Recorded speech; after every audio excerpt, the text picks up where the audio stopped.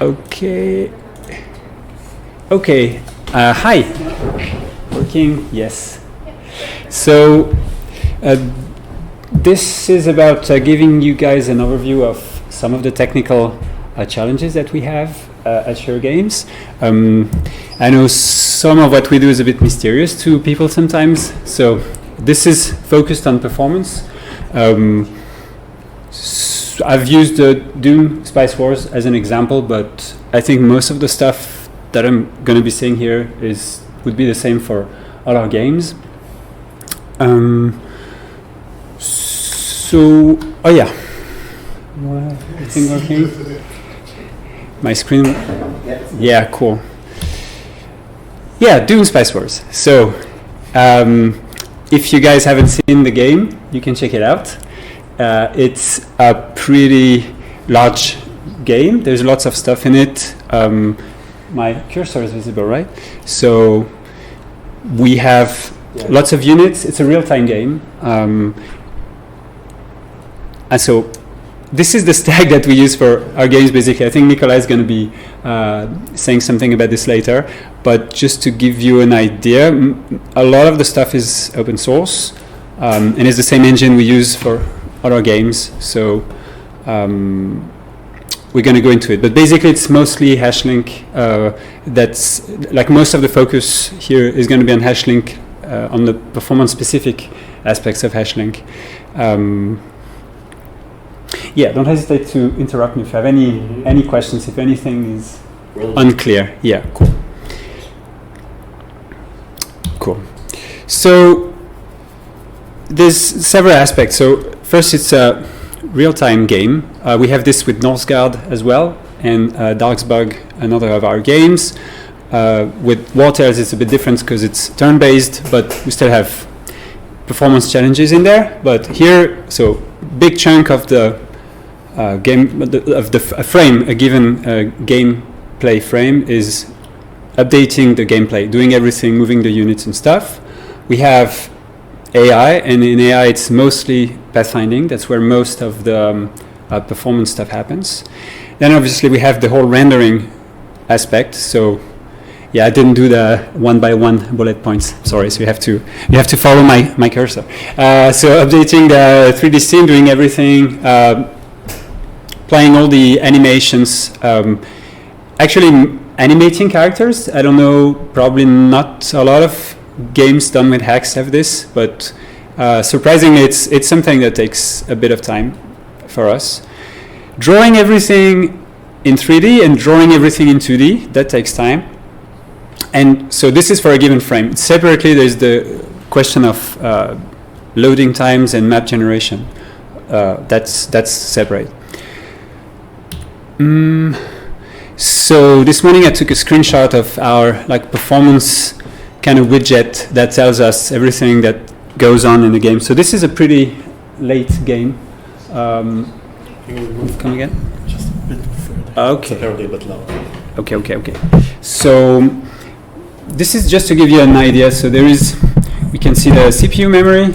Usually not so much of a problem because we are, as you will see, we're limited by the garbage collector before we are limited with actual memory. I mean, it's usually the problem is not that we take too much memory, it's that we have too many small objects. So that's why it's usually not a concern for us. We have the video memory, that's a lot more. I think for Dune and Wartales, it's pretty high. It's like lots of textures. Some GPU stuff that's not really specific to Haxe. Draw calls, this is like one bit of something that is displayed on screen. In this screenshot that I took, yeah, we're at 1600, 1700. It can reach 2000 draw calls. That is something that takes up quite a bit of the frame, as you'll see. You can see how our asynchronous path queries, we have 11 right now. What else is interesting? 3D, yeah, we have almost 4,000 2D objects. So that's like one button, one widget, like all of it in the user interface, that actually totals up to a lot of objects.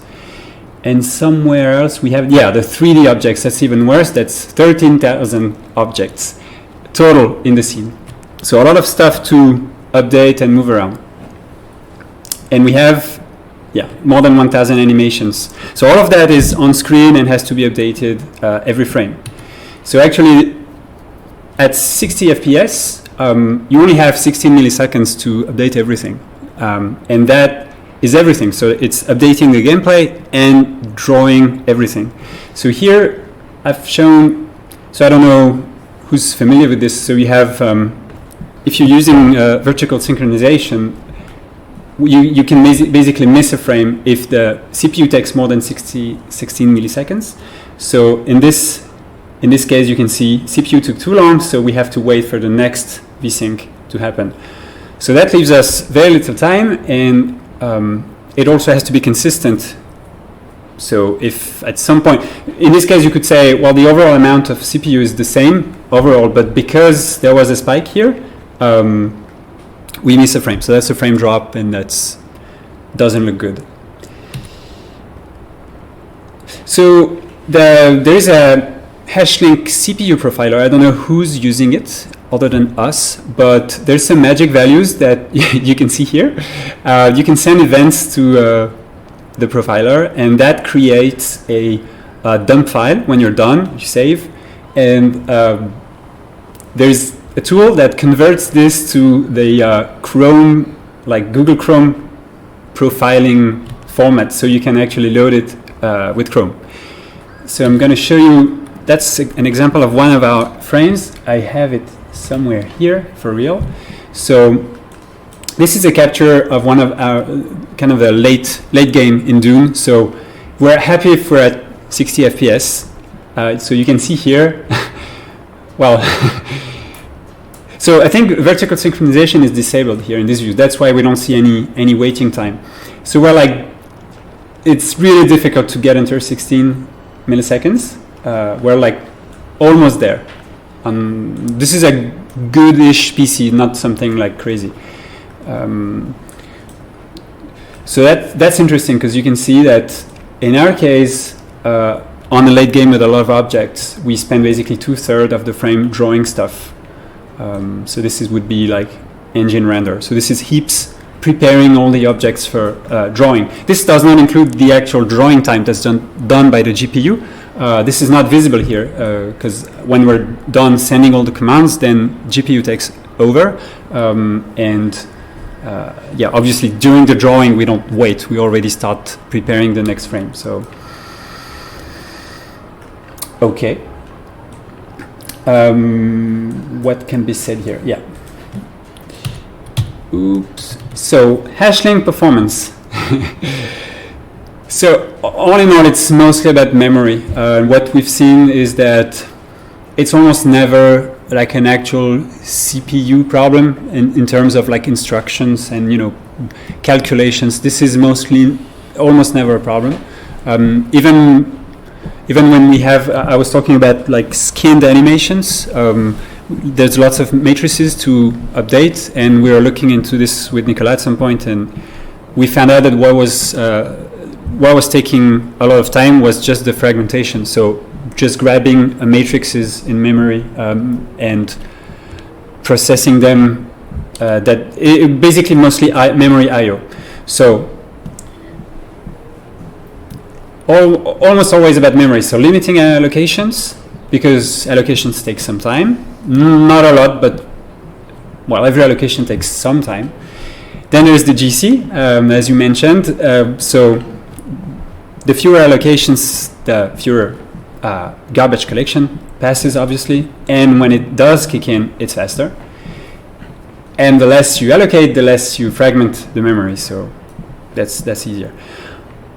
I also mentioned dynamic accesses. So we are using CastleDB. This is the database in which we store all the objects. And well, that's one thing you find out when you start doing like high performance code on this, is that obviously all the dynamic accesses to something that was loaded from a JSON file, for example, when it's done like thousands or millions of times per frame. It does add up. And limiting casts. There's inline callbacks, which is the fact that when a function is inline, if you pass a callback to it, then the code of the callback will be inline. This is really, really useful for lots of stuff, avoiding, like, there's so many things we can do with this, like avoiding, we can return, for example, multiple objects as a, as a, like a struct, and that will be inlined. And then we can return multiple objects in a single function without allocations, and do quite a few tricks with this. That's a question. Does that mean object pooling for vectors, matrices, etc. is actually worthwhile, critical in high performance for HL targets? Yeah, so we do that. I'm going to give an example later with the particles. There's always pros and cons to pooling, because also it's the fact when you have a pooling, so if all the objects are allocated once, that's nice because they're going to be contiguous in memory. If there's a kind of like a lazy allocation and then you have a pool, the problem is that objects will be scattered everywhere. I mean, you know the GC better than me, but you're redoing the GC, so you're redoing the GC, and then you have scattered objects in memory that you're going to be using for the rest of the game, and they can be all over the place, and you don't really know where they are. Whereas if you just use memory, then discard it when you don't need it, at least it's kind of allocated more closely. But should that be a problem? And I won't say that's not specific to Hashlink. That's all. That's true. That's very foundation aspects affect C++ as well, or all the language. It's the way the CPU works today. We have massive CPUs that can do a lot of instructions, and the bottleneck is often the memory access. Yeah, but in a GC environment, should you really have to worry about that kind of thing, ideally? So I've worked with multiple engines, and I've never seen a place where you don't worry ever about allocations. Like it's always, like allocations are always kind of a problem. I know with Unity as well, I've heard of people like going back and inlining code manually in Unity because of allocations.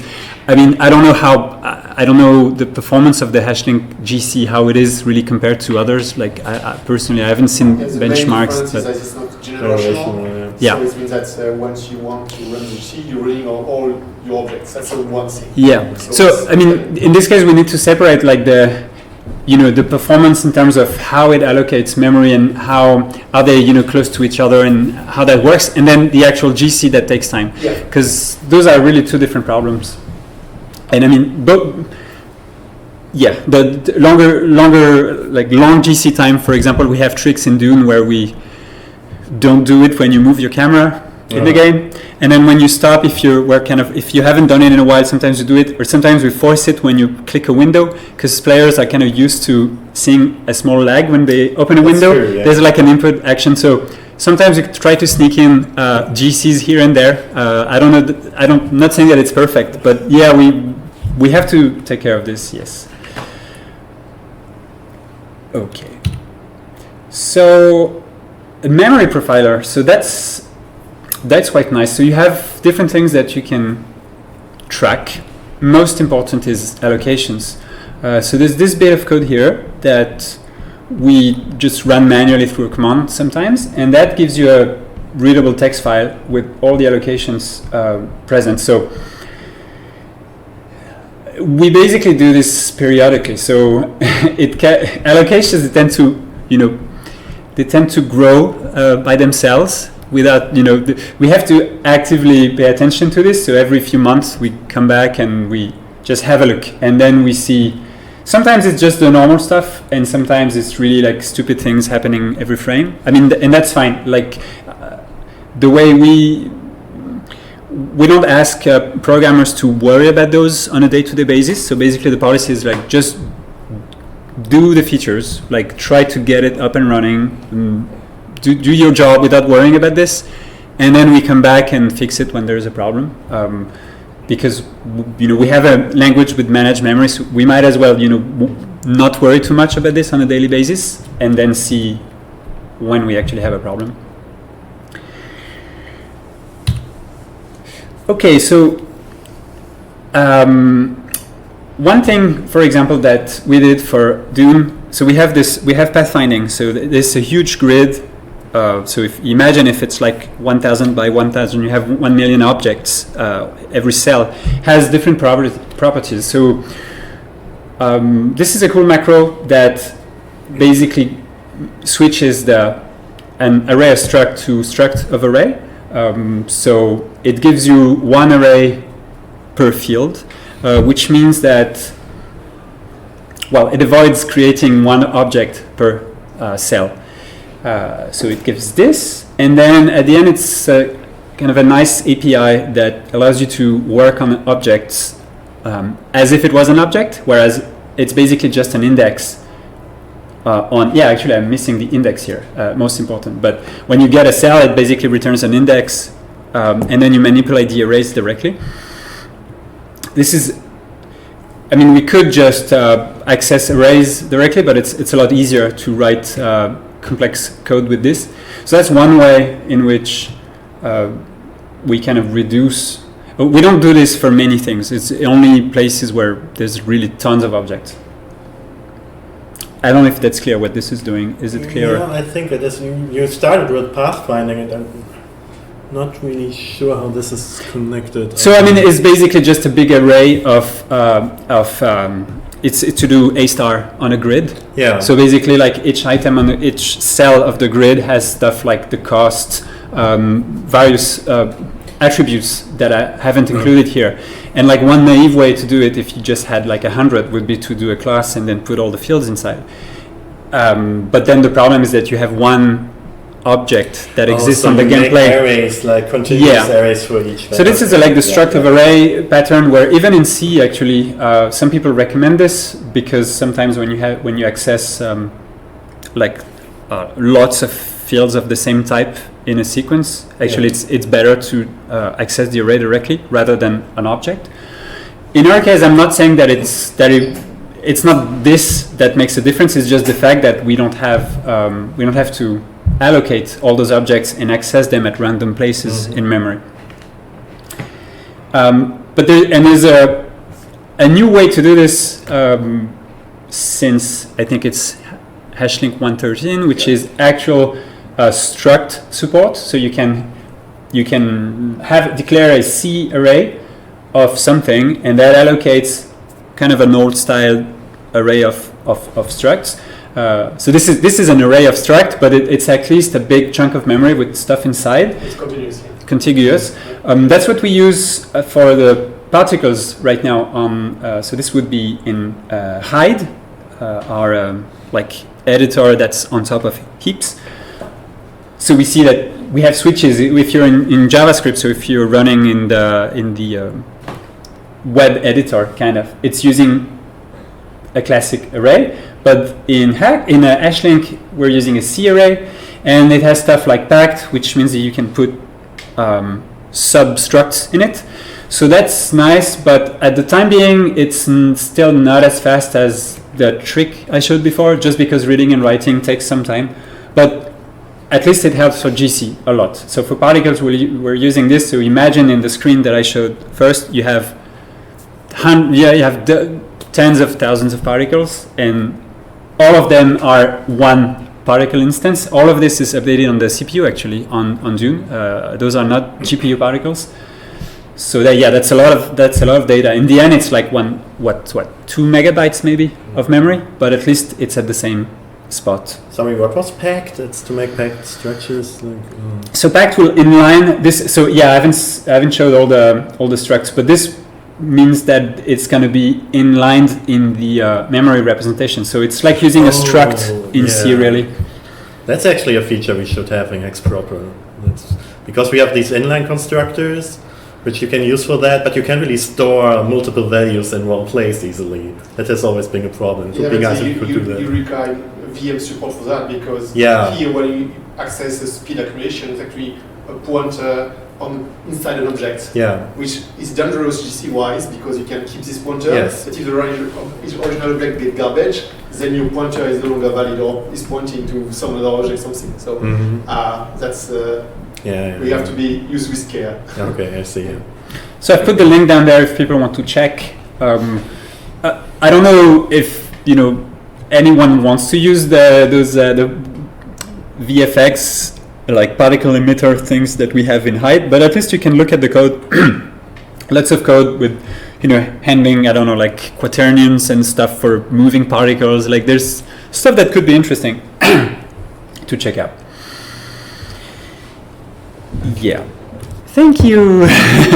Pathfinding. So high-level functions. Yeah, back to pathfinding. Get cost, find path from one point to another. There is one that's really bad, and it's find nearest. So this is basically you're at some point in the map, and you want to find the nearest nearest spice field in the case of Dune. And here you have to search a graph of cells. So it's hundreds of thousands of cells, and stop as soon as you have one. And that's only to get the nearest point to something. So for example, we have find smart path. So that would be an AI trying to go from one place to another. And the way they do this is the first one need the nearest airfield close to where they start, then the nearest airfield close to where they go, compare the distances, if it's shorter to walk there, so then another get cost, so to know how far the destination point is by foot, and then compare. So imagine this can be done a lot of times, and those queries can take quite some time. How often do they run? How often, like every time you give a command? Pretty often, because so first, every time you click and you send units, obviously we have to do this. Every time, like all units, when they move, they have to use pathfinding to navigate. But then the AI has to do a lot of tests, for example, to know when it's the right time to move your troops somewhere. Mm-hmm. So obviously there is like a function that's going to check every, for a few seconds, is going to simulate all of that to see, okay, now it's worth sending those troops. So we have those massive queries running all the time. And you can see here that they were set up in a way, they were synchronous queries to begin with, and they were written in a way that makes it hard to use them asynchronously. So in this case, inside of a for loop, it's annoying. So we were talking about coroutines before, and at some point we said, okay, let's make all those queries asynchronous. So we're moved to a thread, we have a thread that we send the queries, we receive the results. And then I looked at all the AI code that has lots of places like this, and it was impossible to move to asynchronous code without rewriting everything. So I used this lib. So thanks, Aurel. I don't know if he's listening. Okay, hi. He was complaining about you not mentioning Pecan earlier. So now you do. So thanks, because he actually helped me. I had a problem. So mostly it went really fine. He helped me with something. I can't remember. I had an issue at some point. And yeah, the magic is that moving those to asynchronous code, that was really, really easy. And I actually have proof of this because I found a commit earlier today. So that's like the one, when I merged the branch to move all the AI to asynchronous code, that's how it looked like, basically. It's just adding a few awaits here and there. So it was really easy to migrate. And one thing that I thought was really cool with Haxe here, that I don't know how we would have done it with C#, for example, was that the AI programmer kind of complained that it was hard to debug, and it's true. With coroutines, it's a mess. Like you have no idea where it is when you debug. And so with just this simple trick, we have a flag that allows us to go back to the synchronous way of doing pathfinding. So we have those await here. They just do nothing when we compile in no async, and we can just step and see all the closures and all the local states.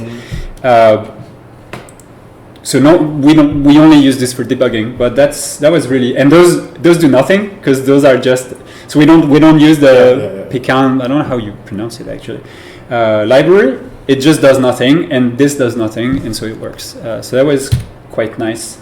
So if we added coroutines to Haxe, you would want to have a similar experience upgrading, basically. Yep, it has to be as good as this. I mean, that's a good thing with macros, that you can always kind of sneak around and That's like true, do yeah. so. What else?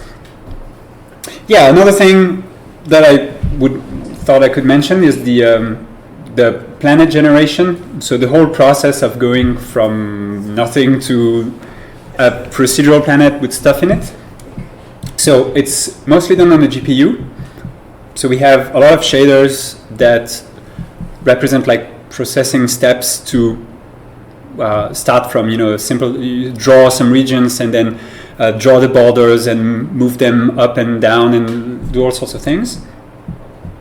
And well, first there's this trick that I stole from Northgard, because it's already Northgard. So this is just how we do the loading screen without, worrying too much. So we just have this wall of like procedural code that does this, and just insert some yields in there. And with macros that, it's kind of like the coroutines thing, that it converts it into like callbacks with callbacks. So that's really quite convenient to just, you run it, you see, oh, it's getting stuck at like 60% a lot. I'm just going to add a few more yields at a few places, and that's your loading screen here. That's nice. And for the different filters that are used for the planet generation. So this is HXSL. We use it obviously a lot here at Chiro. We have a lot of shaders. Like shaders are a big part of what we do here. I mean, it's an important aspect of the games, and this is just an example, but I think there were maybe like 3 times this shaders just for the generation. So it's really for those who listen who haven't tried this. It's really easy to declare a shader and use it in code. There's this, like we have it to completion. It works nice. There's very, very little to do. So it's so light to create one that instead of creating one massive shader that has a lot of steps in it, instead I went for lots of tiny shaders that do just one thing. And that gives overall an experience closer to the way we do like procedural stuff in Substance Designer, one of the tools that artists use for procedural generation. This is just giving one example. And then we combine them like so. So we have this very high level code where we manipulate textures and we do like blur this, then invert it, then multiply it with this, then distort. That gives a very very convenient API, and all of this that actually does very little on the CPU side because it's just sending commands. Like all of it is just preparing commands for the GPU, and it's only when you do stuff like fetching the texture back that all the code runs. All the actual work is done on the GPU. I mean, this isn't anything like Haxe specific, but I thought it was interesting to mention it because of how easy it is to create tiny shaders and to do them even for just to compute stuff. So we don't have compute shaders yet. There's discussions for us using compute shaders, but even if you have your own project and want to calculate something, for example, fluid dynamics. At some point, I experimented with fluid dynamics and I ported over a shader that I grabbed on Shader Toy, I think, and because it's so close to GLSL, it's really easy to migrate a GLSL shader to Haxe and compute stuff, get the results.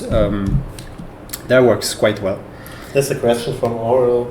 Are you combining all these shaders into a single Uber shader, or are you actually switching between shaders? So we have the whole like combining into a shader thing. That's when we draw for stuff that we draw on screen. So I think there was a talk, I remember that Nico you made for explaining like how our shaders are composed. So we have so those tiny shaders, usually we use them in a way that we add a lot of them on a given object, and then at the end it's all like compiled and linked into one. In the case of the map generation, it's quite different because I don't know if you've seen the way those procedural texturing tools work, but it's not that it's combining a gigantic shader at the end. It's more like there's stuff that you cannot do like this. You have to render to individual textures. For example, stuff like, I don't know, doing auto level on something. So you have to grab the texture, see what's the lowest point, the highest point in value, and scale all of that. Like you can do this in a shader. Maybe probably in compute shader you can, but so in this case it's more like every time we run something like this, we just process the texture, return it, and like there's kind of flip-flops between different render targets happening behind the scenes. So this is more like a lot of tiny steps of one tiny shader. But yeah, we totally have the kind of shader combination, and it's really convenient. For example, we have the basic PBR shader with, that's quite complex with lighting and stuff. But then suddenly, for some gameplay reasons, you say, I want this unit to blink. And you don't want to have in the main shader, a specific code for something that's going to be only used for once. So in this case, we just do like add shader blink, and then after 2 seconds, remove shader blink, and it compiles it. So if we've done a good job and we have shipped an up-to-date shader cache, you don't see it because it's going to see that it's already in the cache. If we haven't done this, then you're going to get a tiny freeze that's going to, depending on the GPU, it's going to, first time. So because it's kind of hard to predict beforehand all the shaders that you're going to be having, and that's why in Unreal, for example, the first time you open up Unreal, your PC freezes for 20 minutes. It's because it's combining all the combinations that you can possibly have, and in our case we don't have this, so creating shaders is really light. We don't have any loading time. It's just that we have to make sure that our QA has kind of run through all the possibilities before we ship a game, or you're going to have some tiny freezes here and there. There's a follow-up question from Orwell. Is that combining built into HX, I hate that name. Yeah, it's hard to pronounce. Yeah, it's so difficult. Is it built into that, or is that something? Yeah, the combination, it's all in HXSL. You have nothing to do. It's engine independent. So it's a compiler inside the thing. You basically just do, in heaps you just do add shader and add shader, and at the end it automatically links them. I'm not quite sure actually if I had other stuff. Yeah, I don't have anything here for Dune, but I thought I could show you. It's running here. So read every page. Thank you. Come on, read. Thanks, Leonardo. So I'm gonna load one of the big maps. This is like almost 6 hours gameplay in. So lots of stuff has happened. So here are the yields that I was talking about. You can see them here. But also, we haven't started the game on this PC for a while, so there's probably some texture packing going on. No, that's fine. Can I grab you some water? I'm good, thanks. I'm good, thank you.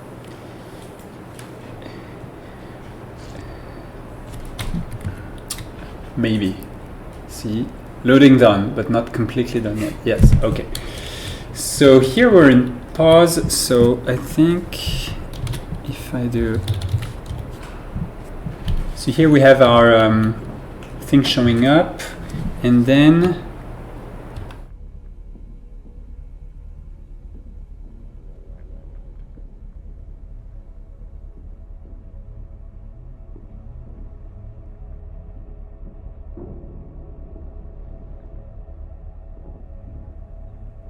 I do this? I think it was... Switch back to presentation. There was nothing on F6. Yeah, it's actually, it's you mean the F8 screen. No, is it? it? Don't hit F6. Yeah, we're back. Okay. Okay. Right. It was missing the break thing. Okay, sorry. So I just pressed a key that I won't press again. Yeah. That shows. Damn! I can't switch. Okay. Well, I'm gonna have to stick with this one then.